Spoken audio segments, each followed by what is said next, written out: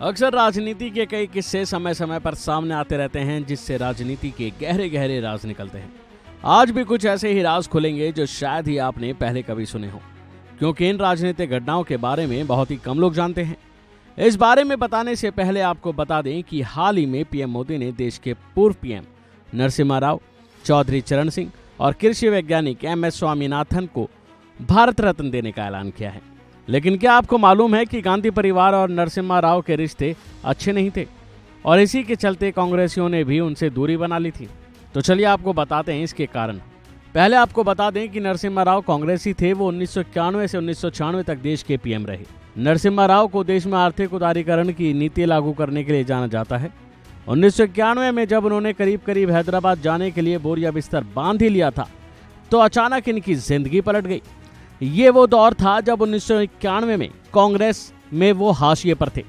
तभी राजीव गांधी की जान चली गई और सियासी परिस्थितियों के बीच अचानक पीएम पद पर इन्हें बिठा दिया गया और उसके बाद इनका सियासी करियर फिर चल दिया। इस बारे में कई लोगों ने लिखा है। मशहूर पत्रकार और पूर्व पीएम मनमोहन सिंह के मीडिया सलाहकार रहे संजय बारू ने अपनी किताब 1991 how PM Narasimha Rao made history में लिखते हैं कि नरसिम्हा राव देश के पहले एक्सीडेंटल प्राइम मिनिस्टर थे। 1992 में जब अयोध्या में बाबरी विध्वंस हुआ तो गांधी परिवार से उनके रिश्तों में दरार आनी शुरू हो गई।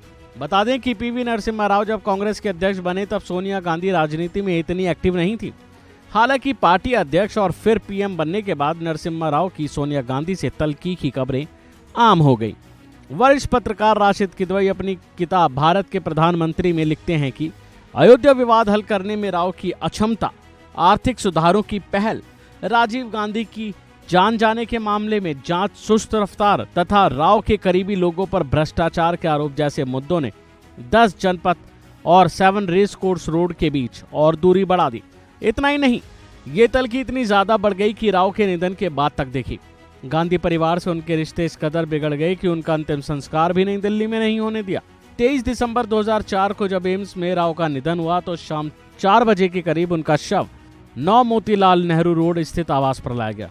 वहां पहुंचे तत्कालीन गृह मंत्री शिवराज पाटिल ने राव के बेटे प्रभाकर राव को हैदराबाद में अंतिम संस्कार करने की सलाह दी। इस पर वह तैयार नहीं थे। बाद में सोनिया गांधी के करीबी गुलाम नबी आजाद ने भी ये सलाह प्रभाकर को दी और इसके बाद आंध्र प्रदेश के सीएम वाईएस राजशेखर रेड्डी ने प्रभाकर को इस बात के लिए मनाया। बता दें कि राव का पार्थिव शरीर एम्स में 9 मोतीलाल नेहरू मार्ग स्थित उनके आवास पर लाया गया। राव का परिवार चाहता था कि उनका अंतिम संस्कार यहीं दिल्ली में किया जाए, लेकिन कांग्रेस खासकर सोनिया गांधी इसके बिल्कुल खिलाफ थी और यहीं से उनके पार्थिव शरीर को एयरपोर्ट पर ले जाया गया। ऐसी तमाम खबरों के लिए देखते रहिए वन इंडिया हिंदी।